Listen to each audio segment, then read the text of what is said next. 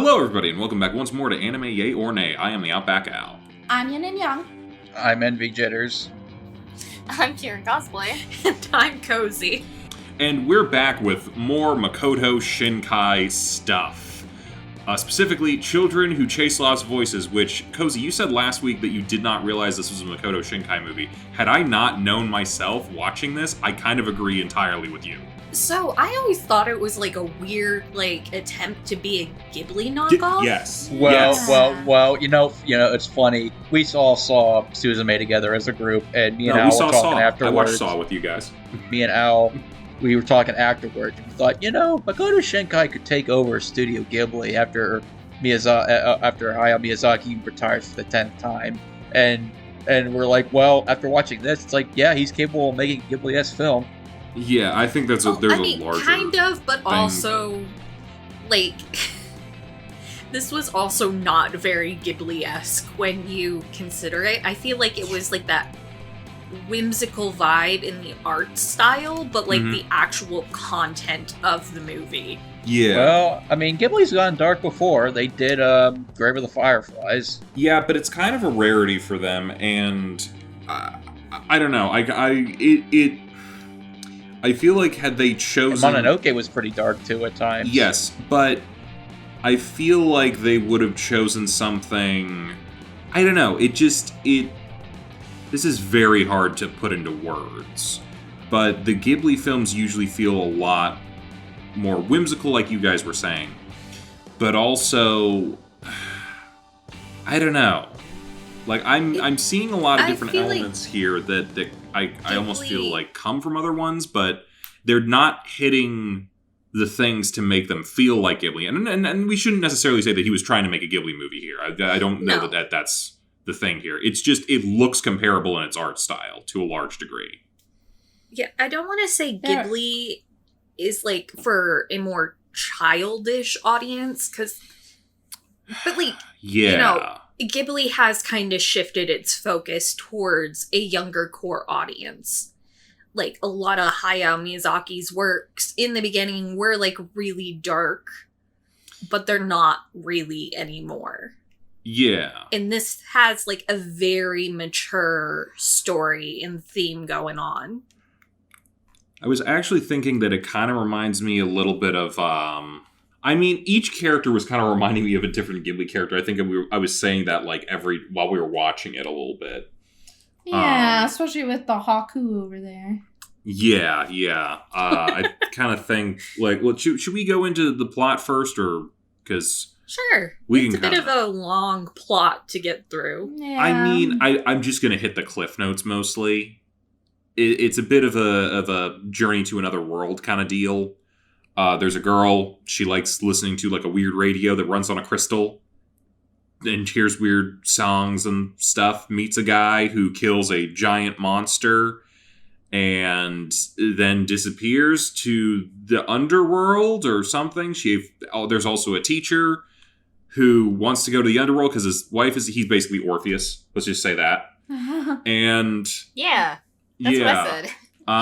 So then they go to the underworld when the dead guy's younger brother shows up, and then they have a walk on through the lovely underworld to try to get to the gates of life and death, in which they are chased down by sleep paralysis demons. They meet some people who don't like them because they're from the topside world, and then they go meet God, and nobody gets what they want. Yeah. And then they leave. Well, one person leaves and other people stay. The end? Well, the whole theme of the movie was about, coming to terms with death. Yeah, which I feel like this... Looking at this, and, I know we've been going in, reverse chronological order for a lot of these movies, but these themes seem to have come up a couple times. Suzume, I'm especially reminded of now, because that also sort of dealt with the other world and trying to see someone who had already passed. I think there were some similarities between this and Suzume. Yeah, but you could even look at something like Your Name as well, where it's kind of trying to revive the dead in a way, but actually worked out much better for everybody. And sort of crossing to the other world. That seems to be another running theme with him. Actually, before we continue, I just wanted to say this because I didn't realize this and I wish I would have known about it and mentioned it. Cameos and stuff. There weren't that many in Suzume. We do know that Weathering You had some Your Name cameos, but did you know Your Name had Garden of Words cameos? No. Yeah, I think the main guy was in the end in one of the scenes. Yeah, that's true. But I figured there was, but I didn't know who they were. Guys, you remember how the teacher had to go somewhere else? Guess where she ended up? She's the teacher at the beginning of Your Name. Teaching Mitsua's class, literature. Oh. And this is a bit of a deeper cut. The restaurant that the kid works at, it's, what is it in Italian? Il Giardino delle Parole. The Garden of Words. Nice. Oh, so, LOL. yeah, so that's fun. But I think those were the only ones. But we've been mentioning other ones, so figured I would bring it up here. Anyway, to hell and back, right? An unexpected journey. So, like, the whole premise we have with, like, our main characters, like, her dad died when she was super young and didn't understand what death meant. Yeah. And she was never able to move on from that. And it's not juxtaposed, but, like, I don't know what the word I'm looking for is, but, like, Shun. Not Shin? Shun? Shun is the Which one was longer-haired of the first? two. Yeah, Yes, the first okay. one's Shun. Shun became, like, the representative of her inability to, like, let go of the person who was already gone.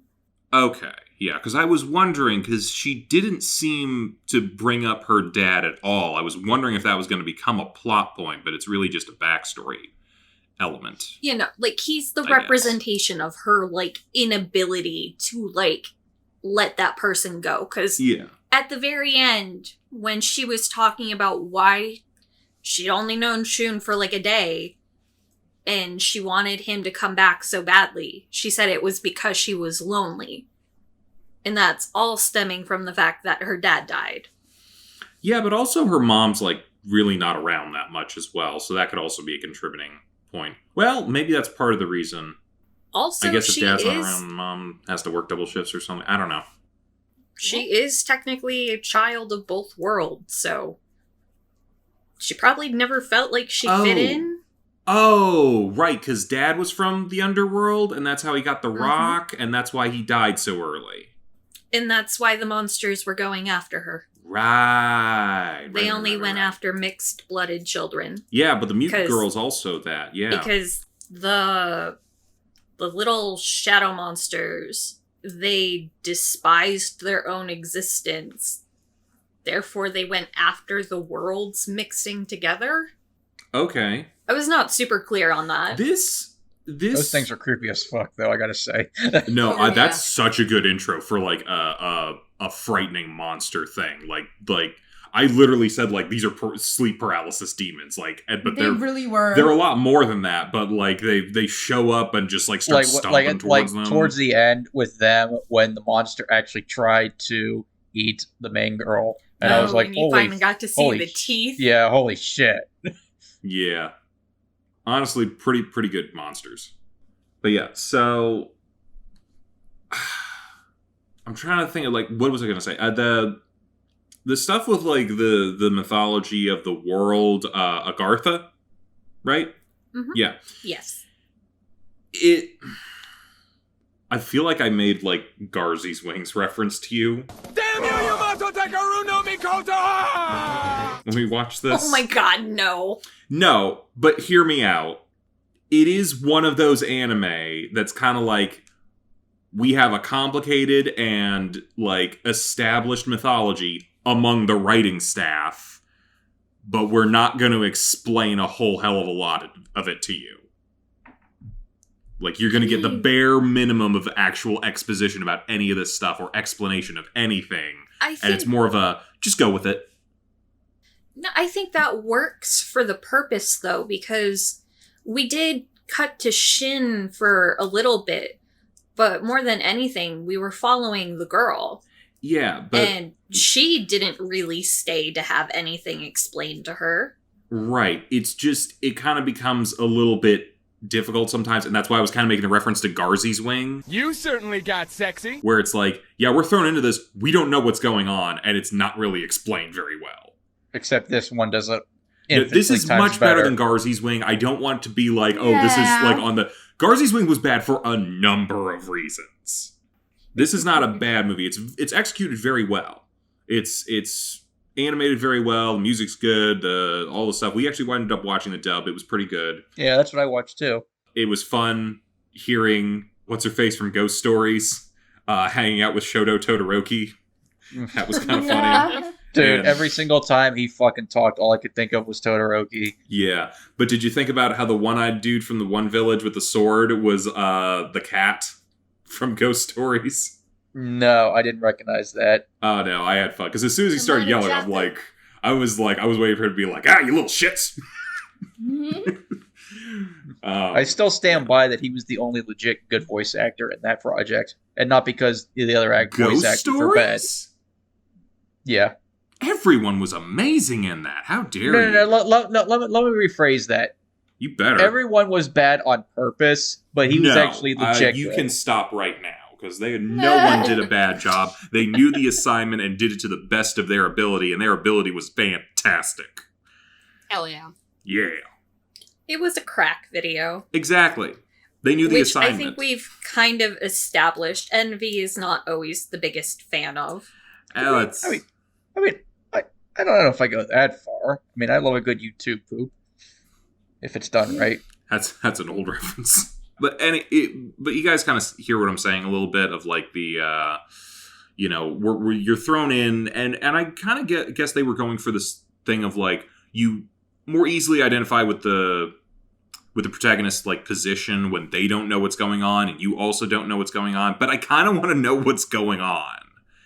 But we don't, and like, it's kind of bare minimum explanation of stuff. Yeah, like, I feel like it probably would have been different if we had been watching it from, like, the teacher's perspective or something like that. Yeah. But, like, she didn't know anything, and she didn't make an effort to learn anything. Yeah. And I feel like the teacher gave enough explanation of Agartha through, the lessons that he taught her along the journey to where it did the fine line between giving the audience what they needed to know via exposition versus what would be natural conversation for people. No, At least that's how I viewed it. I hear you, and I think you're right. We got enough to get through the narrative. It's just like, it feels like there's so much more going on than will be explained. And I'm almost kind of maybe this should have been a series. It could be, you could do like a prequel series, like a prequel anime explaining the backstory of Agartha. It doesn't even necessarily have to be connected to any of this. Like, just like in some shape or form, just like of this place and its larger mythology and the stuff going on there. I don't know what you want to do as far as protagonist goes. Maybe you want to go the prequel route, like you're saying. Maybe you go like a side story kind of deal. Like, I don't know. It just feels like there's a lot of possibilities in this place, and they just didn't utilize it as much. They literally showed an image of like past warlords and past explorers, exploring Agartha and destroying it. Like, it kind of caught me off guard seeing Stalin and Hitler in an anime film like that. But, don't forget Napoleon. Not as much as seeing Barack Obama. Yeah. I mean, that could be interesting, but at the same time, like, I feel like a lot of the main themes that they're going for in this movie, if you were to make it into a series, are probably best done in the sort of, I don't want to call it post-apocalypse, but like post-dictatorships era. Like, what have we learned from what has happened as opposed to let's see it happening as it's happening? Because I feel like most of those scenarios are just these people come in and just wreck shit and then leave. Yeah. Yeah, I was talking with CC about all of this once the movie had finished, and I was like, this is really the one that I thought like it would get like a sequel or something, because again, there's potential. You're circling back around to that theme of not letting go, and part of Agartha's problem is they never let go of their rules and traditions, which is why they're dying out now. Yeah. And you finally had someone who, like, stepped up and is like, nah. I mean, I'm also... So, like... they brought up... because Murasaki decides to stay in Agartha, and then Shin is basically outcast by everything. So, like, the two of them, I guess, are on their own now at the end of the film. It's like, yeah, well, okay, but what Shin do we do was now? outcast from another village. Unless they went and told his village, I think how are they gonna know? I mean, didn't they pretty much say, yeah, you're dead, you're done with everybody here in Agartha? Yeah, they got cell phones to tell everybody? Those villages were super far apart, so... Yeah, unless they found some sort of mass communication network. They got nothing to do with that. And I don't think they'd send a messenger out to just be like, this one kid who we don't even know his name, shame on him. Yeah. I honestly feel like they would. I'm not gonna lie. They'd be that petty over it. It's possible, but I thought like part of the problem for the people was also that they were kind of becoming a little bit nihilistic and being like, there's no point to life a little bit after everything that's happened. Or I think they were describing it in some way like, we understand the finality or the infinitesimal, like the insignificance of life, and that's why we don't care that much. There was some line about that. Am I crazy? No. You might be right. So they wanted to basically relate to the Quetzalcoatls. Mm-hmm. In that, you know, there's a cyclical nature and eventually you just return. And that's, like, your purpose. Okay.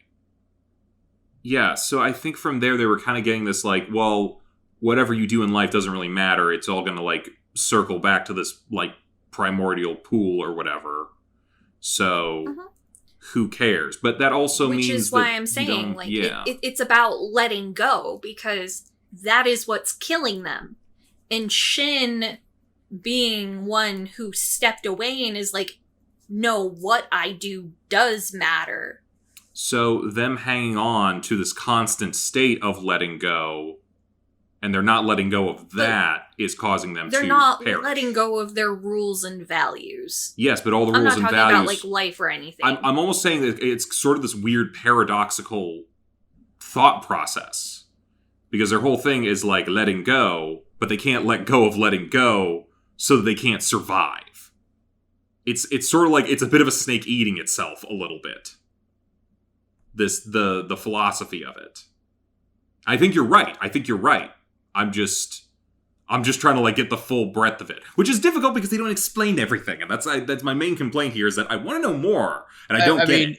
And I do agree, but I also think too that they had good intentions. Okay, the humans have had enough development. We want to go on our own. We'll take a few with us, and then over the years they just get their whole society more and more destroyed. So basically, all that destruction just kind of leaves I'm sure most people think the longer you're under oppression or the longer you're under constant, destruction, it just wears you mentally to where you do feel nihilistic. I got a little bit of a vibe of, from Avatar, Wang Shitong's library. A little bit. He's kind of like, people keep coming down here and doing your stupid shit. You know what? I'm taking it back. Forget you people. That was the owl, right? Yeah. Okay. Mm-hmm. I feel like that's... I might be crazy, but I feel like that's a common story in certain mythologies of like, hey, I was trying to help out, but you guys kept being assholes, so now you don't get no help. I'm trying to think about like what to talk about here. This is definitely... Did you guys like the ending? Because that was the one thing about the movie that I was kind of mixed on, because... What part of the ending? Like the actual ending where she's back up on the top side? To me, or the ending... the final conflict? You see, I didn't have a problem with the final... I didn't have a problem with the final conflict, because I actually liked how they made... his name is Ryuji, so I'll just call him Ryuji. I like how they made him basically, no, I'm going to stick to what I wanted to do the entire movie. I like how they didn't make him a good guy at the end. I just kind of felt like in for a penny, in for a pound. Yeah, but I kind of felt like the movie rushed its ending. Like I felt like the pacing was perfect throughout 95% of the movie, and then it just kind of rushed through like the last 5 minutes. Okay, so you're talking about after. Yeah. After. Asuna and Shin had overwritten his wish. And they're traveling back.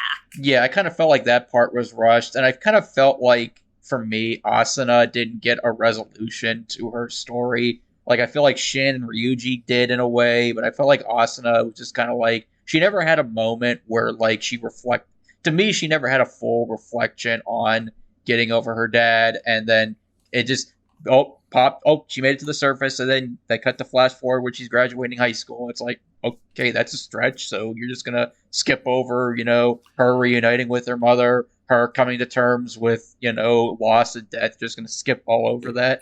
Can I throw an idea out there to you? And like, it didn't bother me that much, and I think part of the reason for that is she's not a very active protagonist. Things just sort of happen to her. And then the ending happened to her, and yeah, I guess that's par for the course. Okay. I'm really trying to think of, like, other than, like, wanting to go up to the mountains on a regular basis. The moment of her resolution, though, is when she's with Shun, trapped inside her own heart. Uh-huh. Oh, and she gets up and leaves instead of staying. Yeah. Yeah, it's very short. Because Shin wouldn't have been able to destroy the... What did they call it? Clavis? Yeah. Oh, God. I just watched this. Yeah, it was Clavis. Yeah, it was Clavis. Yeah. He wouldn't have been able to destroy that if it wasn't also Asuna choosing to fight. Like, it was their wishes that overcame Ryuji's wish. I'm gonna be real. I don't think they showed that super well, because that was not the clearest thing to me. Shin was only able to destroy it once Asuna fought back. Okay. Maybe they should have had a longer conversation in that cabin, or her bedroom, or wherever they were in that space with the cat and Shun. Because, I don't know. I might have missed it. I don't know. It did happen, and I do agree. I just wish it would have been presented better, personally. Yeah, like, it just... It didn't show, like, her actual grief beyond that scene on the, like, cliff top. Yeah. Yeah. Again, I circle back to maybe this should have been a series, because it feels like story, character, mythology, all this stuff. It feels like maybe they wanted to write a lot of things, they wanted to make a lot of things, but even though this is a 2-hour movie, they are only able to do the bare minimum with it. Maybe this is just like me. You don't know how to let go. Sounds like you need to watch the movie again. No, I think I got everything that I could out of the movie, unfortunately. I just wanted a little bit more, I guess. Like honestly, that's my only real major complaint with the movie. Otherwise, I really dug the vibe of the movie throughout, the vast majority of it. Yeah. I mean, like, I get what you're saying, but I also don't think they didn't, like, resolve everything. It's just... Because, like... Her and Shin were, like, foils to each other. I get that.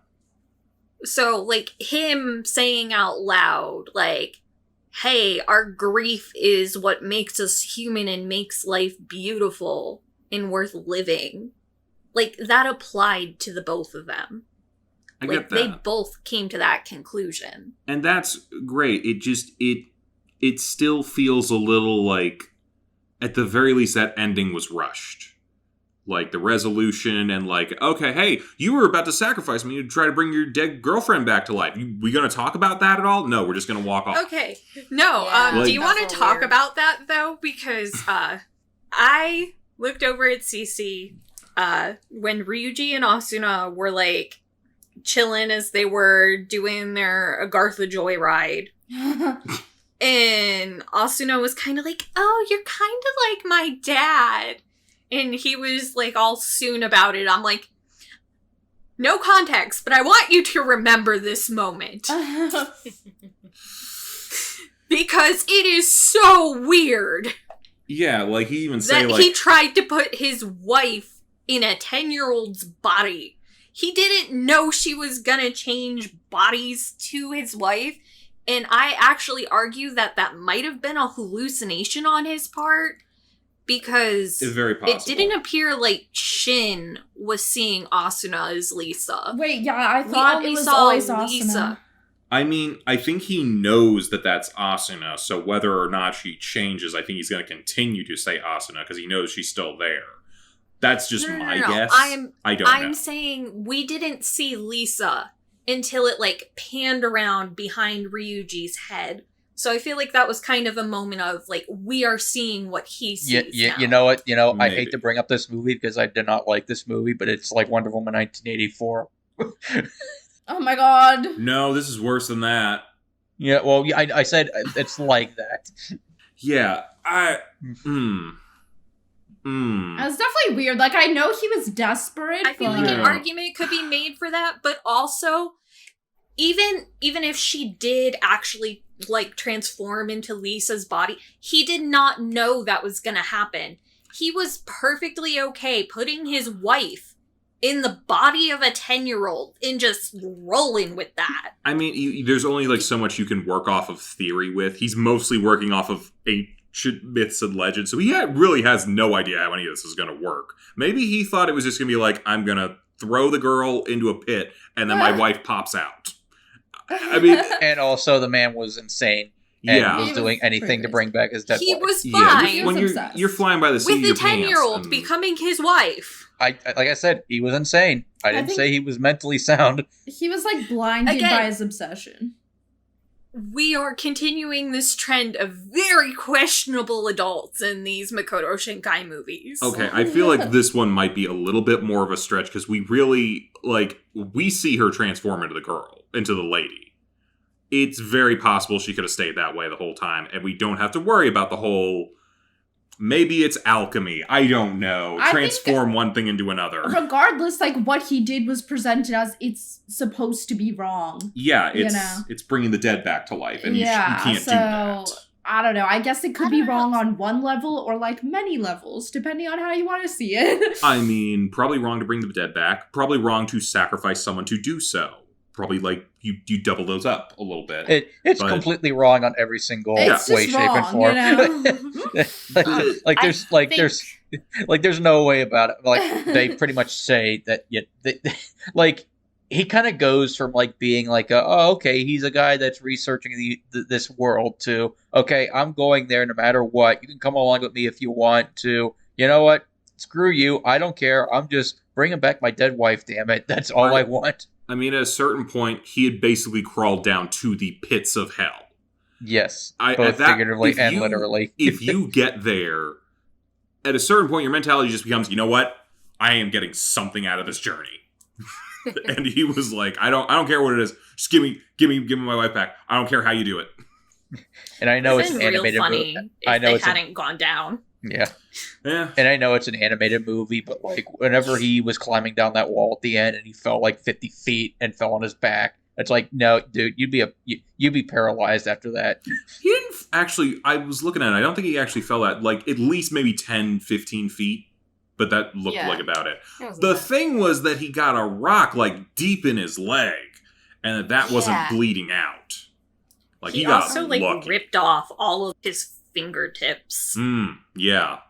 I'll say that some of the blood and guts stuff we're seeing definitely wouldn't be in a Ghibli film as much. Yeah, that's true. I feel like he wasn't very, you can come along if you want. I thought it was kind of aggressive. He kind of dragged her in. I thought that was a hostage situation. Literally. No, quite literally, he dragged her in at the beginning. Yeah. And, like, the way he was so obsessive about it, I felt like he did not actually care for her at all. He was like, I am only focused on my wife. So I could very much see him, like, having the ulterior motive of bringing her along to be the sacrificial vessel. See, the only thing that saves him is the fact that, like, he told her to not climb down the cliff with him. Yeah.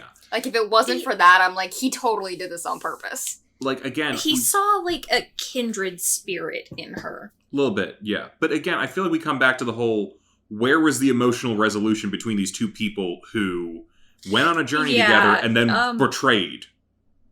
Like... Yeah, she was very chill. But also, like, does she actually know he just tried to kill her? Okay, that presents an interesting thought. Does she remember exactly what just happened to her? Or Oh, did yeah. Maybe If she I wasn't may. conscious. Maybe it was just Lisa in there. If I may, would Shin not bring this up on the way back? Like, whether or not she remembers, you know Shin's giving Ryuji shit for what he did. More God, I hope importantly, so. what is their dynamic going to be like after At school. after Asuna I'm goes sorry, back He to didn't the go back. surface? Yeah, it's like, how many days did it take you to get here? How many days is it going to take you to get back? We're going to be completely silent the whole time? I don't think so. Also, okay, I will agree, like, what about, like, the fucking armed forces that Ryuji took advantage of? Like, I'm sure they're just waiting outside the cave entrance. No, they left because they were like, oh, he climbed down the cliff? Oh, he's dead anyway. Let's not worry about it. No. All the way back to the beginning of the movie, before they're even completely in Agartha. Oh, right. The Yeah, private army the that he betrayed. Hold on. They were called the Archangels. Their Yeah. organization. Yeah. I thought they were literally angels. No. No, just a private army. Well, when he first said it, the Archangels are here, I thought he, like, just didn't know what a helicopter was and assumed it was some sort of, like, flying creature. Well, yeah, what would you think? It's got lights, it's flying, it's very loud and crazy and can destroy stuff. Yeah, some sort of, like, divine being, perhaps. It's valid. Yeah, because, first off, I guess we don't know, like, is there a time dilation situation going on here? We don't know how long they were gone for. Presumably it's 1-to-1 the time. Let's just assume that. You're right. Where was, like, the quarantine or whatever that, like, the big government... Oh, the mine collapsed or whatever. We're gonna, like, block this area off and then flood it with a bunch of agents or something. Even beyond that, like, again, right at the beginning, when he betrayed them, he gets inside and then he's like, okay, Asuna, bye, go home. Yeah. They were still in the cave. Well, yeah, they're still in the cave, but, like, he's already in. He doesn't care about anything else. He was basically sending her to her death right there. She would have walked back out. Okay. Would they have killed her, or would they have taken her for questioning? I'm willing to lean towards the latter, because they want to know what's going on. They know what's going on. That's why they're trying to get into Agartha. But they don't know how to I'm get leaning into more Agartha. towards they would have silenced her. Eventually, yes, but I think she's going to be held in the base for a while for under questioning. What'd you see over there? How'd you get in? What do you know about XYZ? Like, you don't just start shooting until you get all the information that you can. Maybe they have the Men in Black thingy. They can just wipe her mind. The whole point of Archangels is they know about Agartha. They know what's in Agartha. Okay. They know how to get to Agartha. They just need do the they, Clavis though? crystals. Do Yes. they? Because they couldn't get in. Because they don't have the crystal. Okay. Yeah, you need the Clavis. Cool. The I whole still think reason they need to know came to more. her town is because Shun came up. I get that, but most of what I'm just saying, I feel like a lot of what they're working on here is theory, and it's not enough, and I definitely think she's taken in for questioning. And then maybe she's killed a day later. But she's definitely not shot as soon as she comes out. Going back to the time dilation thing. Yeah, like, I don't know.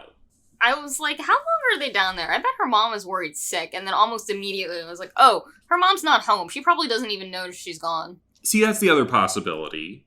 But we don't know because they immediately time skip. Not even to, like, she comes out of the cave and then mom's there. It's, no, we're just going to time skip, like, years later. So we're not even going to worry about what happened when she got back. Just assume everything went well. Yeah. Also, Archangel left her alone, and she can now freely go between. I mean, I'm going to assume that it was, regular time. So, Yeah. how long they were on there, maybe like a week or two. Okay, yeah, so there's a missing persons report at some point. Yeah. There should be a bunch of government agents staking this place out and trying to, like, figure out another way in or something, or something, I don't know. That's When why in they d- were when in all doubt, over the dynamite. world. Yeah, they're all over the world, but now they found another one, and it's like, someone went in, maybe they're gonna come out at some point. I just feel like, yeah, again, resolution's a little rushed, leaves a lot of questions. Still entertaining. Which is why this But- would have been so good with a sequel. Or a series. You Like, can't maybe, have that. You I gotta don't know. let go. Mm. Well, I'm gonna say, like, I do think, like, at the very least, Shinkai has gotten much better as he keeps going with the movies. I think he just developed his own style that really works now. Yeah. And I think, like, you can see, like, bits of it here, but I feel like a lot of it did feel, like, very heavily inspired by, like, Ghibli and other things. And I feel like he, like, found his own niche that just works for him. And I feel like stories like this, he did better with, like, Suzume. I feel like this was done well, but... And it kind of has, like, a bit of a nostalgic kind of feel to it. Probably because it is reminiscent of Ghibli. Yeah, so it's like... I would disagree. I feel like Suzume leaves way more unexplained. I mean, I didn't say anything about leaving things unexplained. I just said I feel like it's a more polished film overall, I guess. And it's more, like, in line with his own style that he's, like, kind of perfected over the years. I agree so with you're you on talking, that, like, but- artistically. Yeah, I think artistically he found his niche and it works better for him than... I feel like he was kind of exploring things around this time, and, like, some of it worked and some of it didn't. But I think he found his space later on that really works. Going to Okay, Suzume, like you were saying, because these are kind of very similar in a lot of ways, with, like, entering other worlds and doing all that sort of stuff. And there's, like, some elements of the afterlife, things like that. I think Suzume did better because I think the focus was not on the world and the mythology as much as it was the characters themselves. Yeah, and I think the heroine just was better done, and she did feel like a more active player in it. Like, that was one of the faults in this movie, and I feel like in Suzume, she really was the center of it, and it worked, you know? Suzume makes things happen. In this one, things just happen to Asuna. Yeah. And I think that's probably why I'm going to say that the Suzume version of this is better. Even though it definitely doesn't give us as much in the way of the mythology. But I don't think that was the point. I feel like here, maybe part of the mythology in the world is the point. Because it doesn't feel like as much the characters are the point. To me, at least. I think the message was the point here. That's fair. But... Yeah. In and I the think narrative, the what's the mythology point? was really good. I just agree that it wasn't fleshed out well enough, but I think the ideas there were perhaps better and more nuanced than Suzume, but I think Suzume just did the story better. So, like, the world came together because the story and characters came together. yeah, I agree with that. I will fully admit this is just me being a baby again, but when watching this, I was like, oh, this is just like Suzume. Okay, this is like Suzume, but if you took out all the fun parts.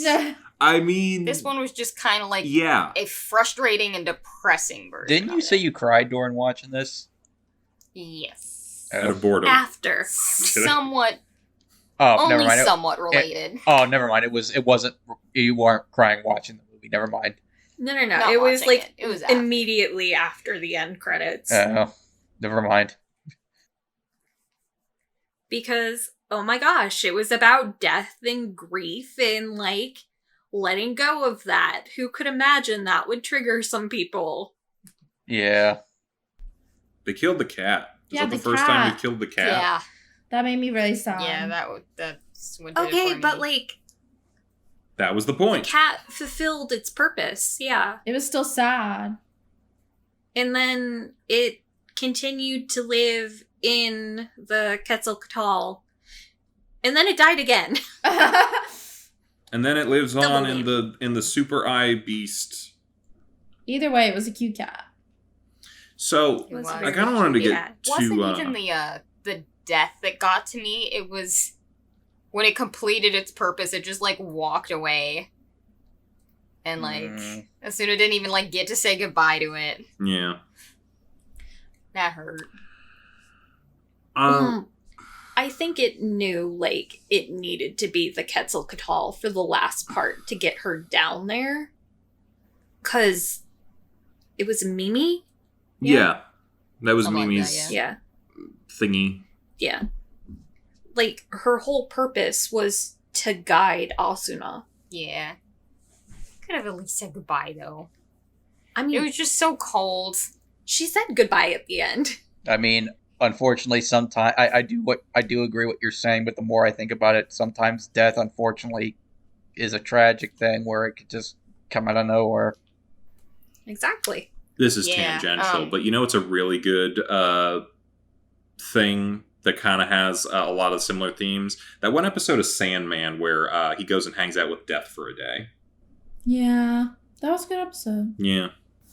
But yeah. Cece, It was a said good goodbye is the comment. Quetzalcoatl. It's a good show. Yeah, but Mm. did she know it was that? Yes. She knew? Yes, Did she could she? understand it. Oh. Oh, right. The Song of Okay. Death. So, I don't know about anyone else. We keep bringing up the whole looks and feels a little like Ghibli thing. Do we want to go into who we think is based on who? Because I was getting, like... Not quite yet. all right. I do just, want to talk about, a few scenes that have lived rent-free in my head for years. Go for it. First, the Vita Aqua, which I keep calling Agua Fresca because LOL. That very first scene of him, dragging her in and her realizing she can breathe. Chef's kiss. I don't know what it was about it, but it hit it. But also the chase scene with the shadow demons. Which... The entire pacing of that. The slow the one visuals, at the end? the or, soundtrack. Or the... No. Oh, the one first in the one. Citadel thing. Right, okay. Mm-hmm. Where Yeah. you're watching them dolphin dive in and out of the ground. You think they got away and then they fucking stab Shin almost to death. I wondered for a minute, because Ryuji was climbing down a cliff in shadow, they didn't want to He's go not after of him? mixed blood. Oh, it's only the Mixies. Okay. Yeah. It stabbed Shin to get to Mana and to Asuna. Okay. But I mean, he's from there. That's why I assumed that they weren't touching him. I mean, kinda. It's just the children of mixed blood. Okay. They're racist. Gotcha. Yep. Oh, you know what it was? It was that they didn't have a place in either world, which is why they hated the world mixing. Okay. They're I can't have a place in either, and you want both? Fuck outta here. Jealousy. Well, this is giving me a lot of more perspective on my sleep paralysis demon whenever that happens tonight. Any others that live rent-free in your head? I do really enjoy, that final sequence with God. It was really interesting. God is fucking creepy. Well, I mean, if you read any old Bible stories, most of the shit in there is creepy. Yeah. Then again, they're not necessarily going with Judeo-Christian type stuff, so... Is this sort of an amalgamation of all the more pagan-esque religions? I think any higher being would be terrifying. I think that's just... What's it called? Existential horror? Is that the genre? I don't know, but I do want to give props to God for after the guy's haha, I will sacrifice Asuna, was also haha, bitch, you thought, now I'm taking your eyeballs too. He only took the one eyeball. No, he's Didn't he fully go blind. He lost one eye and he lost the vision in the other? Yeah. Yeah. He might as well have just taken both at that point. Yeah, but then they can't show half his face. That was a nice little chef's kiss of karma. I'm trying to think. Is there, mythological basis for some of that? I know there's, he mentioned that there's various different things of people going to the underworld. The main one for, Japan is Izanami and Izu... God damn it. Izanagi, yeah. And how he couldn't look at her, and so he's blinded. And I was also that's the exact same thing as the Orpheus deal, don't look back. Yeah. But he looks back. Okay, so I knew, not, a lot about Izanagi and his Inuzami, and V would also know part of this, Persona 4, the story really hinges on their myth, but Izanagi was really fucked up. And it is not a very Orpheus story. I mean, it's similar in the go to the underworld, get the love of your life back, but you can't look at them until you leave kind of deal. You know what I mean? He wasn't given that rule. He went down to get her. After, he was the one who killed her. Yeah, no, I do remember that. He went down to get her, to basically force her back to continue to be his broodmare, because he wanted perfect children and she hadn't given him one yet. I feel like there may be other interpretations of the story that maybe I had read. And, I might have read a nicer version than this. Yeah, you probably read a nicer version of this. Did you read the Disney version of the Grimm Fairy Tales? Well, hey. They have such good songs in them. She originally told him she couldn't leave. And he was like, no, you gotta come back with me. And she's like, okay, I'll go talk to, like, the gods of hell and see what they say. And he just saw her while she was doing this and realized she was a rotting corpse and was like, ew, you're ugly now, and noped out. I think I kind of like the version that I read better. And then sealed the entrance because he didn't want her coming out. And then Inuzami, once she realized what had happened, was like, wow, what a fucking douche.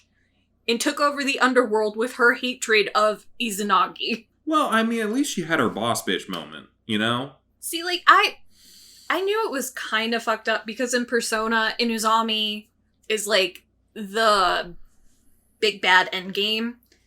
And she wants to kill Izanagi. Oh, so you mean a Japanese RPG that you end up killing God at? Did you Yes. start by fighting chickens? No, you start No. by going to school or going to your home. Well, perfect. So Yeah, it is you a start Japanese RPG. Yeah. You start at least Persona 3, 4, and 5. You start with by going to your home. Nanako. Yeah. Well, you either start going to your school or to go into your home base or your home for the next year, and then by the end of the game, you fight a god. Quest 1, grab blueberries. Quest 50, kill God. You're not wrong. But yeah, so she was like the big bad endgame there, and she wanted to kill Izanagi. Like, world ending wasn't really like her goal, it was just a side effect. Well, hey, that's some boss bitch shit. Yeah, so like, I already knew like it had to be some fucked shit, but like, the entire time I was like actually like digging into this. I'm like, oh my god. 'Cause like, the reason he said she wasn't giving him perfect children is because she spoke before him during, like, their marriage ceremony. And a woman's place was not to speak up. Okay. Also, they were brother and sister. Well, I mean, half of the gods are in most pantheons, so that doesn't surprise me at all. There's only so many people at the start of creation. I mean, realistically. Yeah. So... Anyways. Do you guys want to talk about lookalikes? the Ghibli stuff? Sure. I don't know. I kind of got I was kind of calling, Shin and Shun. They were kind of hakus to me from Spirited Away. Yeah. I don't know the character's name, but Mark Hamill from Castle in the Sky, I think, was the teacher.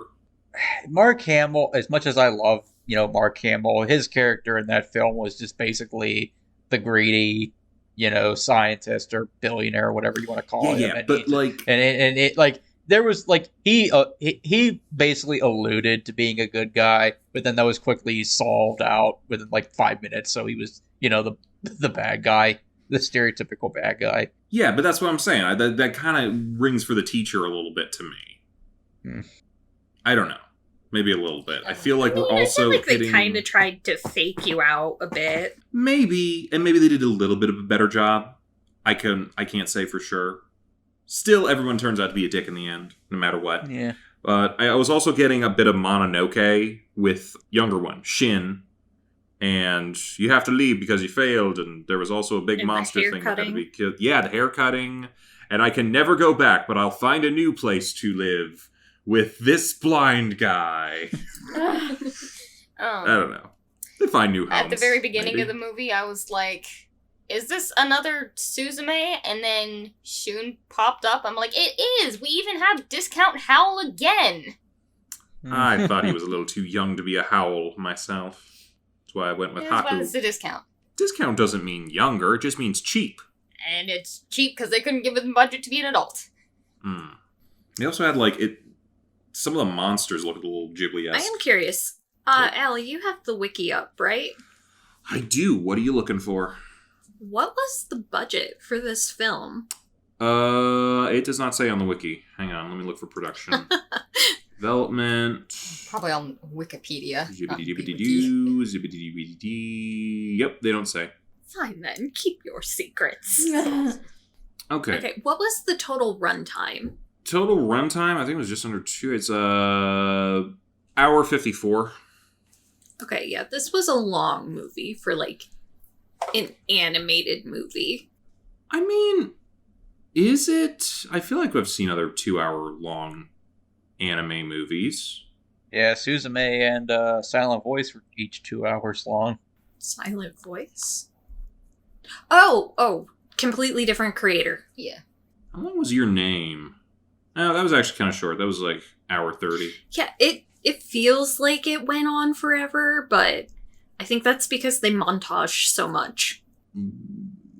Weathering with You was an hour 52.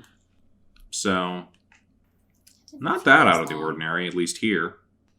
Oh, would you look at this? I'm now on Makoto Shinkai's wiki. He says his favorite anime films are Laputa, Castle in the Sky, Nausicaa, Castle of Cagliostro by Hayao Miyazaki, The End of Evangelion, and Paltabor 2. I feel like all of those are right in this movie right now. If you combine it all. Yeah. Yep. Because, like, you can take the Sounds Nausicaa's kingdom to be, like, the people of Agartha. Mm-hmm. Honestly, that Quetzalcoatl, I'm not gonna pronounce it right, so I'm just not gonna try to butcher it. The big thing, that's a Castle in the Sky robot thing. Those were the robots. The robots. Is Quetzalcoatl even the correct way to pronounce it? I don't think it is, but I don't know enough to definitely say yes or no. But I feel like they're wrong. I don't know. We're gonna... Oh, God, how do I say that? Oh, it's Quetzalcoatl. Yeah, that sounds more right, like what I've heard. What were they calling it? A Coda? A Cootie? Yeah, they're not good. Okay, I wasn't far off then. I always called them Quetzalcoatls. Yeah, it's these damn English tongues we got. Are not good to put flavor on. Do you think when they went to dub this, they had, like, a group, like, meeting to be like, it's like Worcestershire, someone's gotta throw out a way we're gonna pronounce this for the movie. Yeah. Because everyone else stuck to it. Yeah, I mean, I think you have to. Like, whenever you have that, you have, like, the dubbing director and that who's, like, kind of is supposed to be the one keeping it consistent. So it was probably their decision, and they were like, everyone say it like this. There are so many anime dubs where they don't even keep, like, name pronunciation consistent across characters. That's because there was either it was like different episodes had different directors, or they didn't care. But for a movie, it's a little easier to keep things consistent since, you know, you're only working for this certain amount of time and, like, on a certain project, I think. I'm trying to think of anything else to talk about with this movie. Did you have any more lookalikes, or was that it? Not off the top of my head at this moment. Yeah, it just looks very Ghibli-esque. It's kind of the main thing. So, you know, you could probably get a lot of different things. Which is really funny, because what we're watching next week kind of looks like trash in comparison. Do it now? Hang on. Don't spoil it. Gotta make sure I have my thing up. We should be at 5 centimeters, yeah? Okay, yes. Next week we have, so 5 centimeters is next week, which I think was like one of the first ones that was really big for him. If I'm not mistaken. At least over it was here. like the gold standard Yeah. of, like, beautiful animation And if for I'm a really remembering, I don't want to assume long anything. time. I don't want to assume anything. I'm at least remember, at least whenever I first watched it, I was like, oh, that definitely looks like this other stuff I've seen in Makoto Shinkai. This one feels like the outlier that we watched this week. Yeah. So maybe it was a situation of he was just trying something I new. think he was exploring something. Yeah. What else was happening in 2011? Was 2011 one of the years that Miyazaki, like, retired? Well, I don't know. Well, He's done it so many times. well, no, 2011 was Goro's film. Was it From Up on Poppy Hill? Maybe. I'd have to look back on a When couple was things. Earthsea? Yeah, no, it was From Up on Poppy Hill. I'm almost kind of wondering if maybe he was trying to make a bid for Ghibli. Maybe. Who knows? We'll never know. We're probably never going to talk to this guy. In any case, yeah, we'll be watching 5 centimeters. Oh, we didn't say, like, yay or nay. Oh, on it's a this. yay. You're yay on that? I give it a light yay. It was good. I think I like a lot of his other work better. Yeah, I feel similar. I think like a light yay. I think, like I said, I think some things worked and some things didn't. And I think his style evolved into something that was better, or maybe he was just trying something different with this one. And it didn't quite work. I don't know. But I liked it overall. I just think the characters in the story were weaker than the world. But it was pretty good. Like, I would still say it's like a solid film. So it's like a light yay. I think I would give it a meh. But you cried. Like, I can. It's pretty and deep, and I can respect it for that. But I did not have a good time watching it. See, I'm like a Kinda full yay shallow.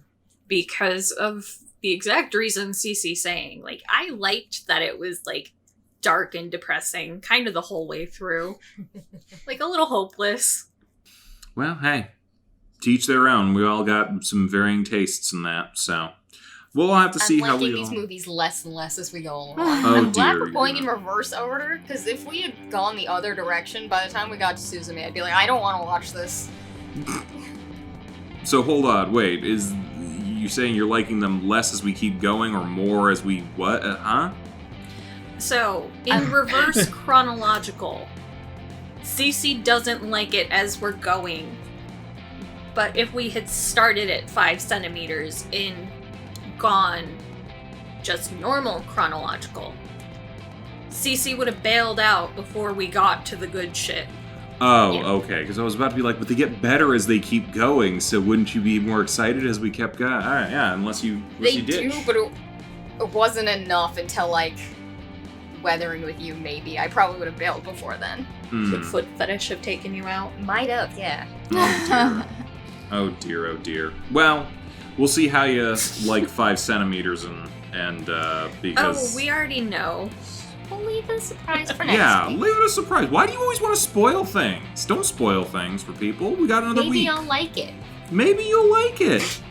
Who knows? No, I'm just saying we already know because We we already watched know. it on but accident. hey, no one else does. So let's shh. Find out next week. Bye-bye, everybody. Bye. Hey, thanks for watching, and if you haven't already, be sure to subscribe and ring the bell icon for notifications. If you enjoy this video, give us a like, and if you haven't already, check out some of our previous episodes, our daily gaming videos, or our parody series Madoka Magically Abridged. See you next time!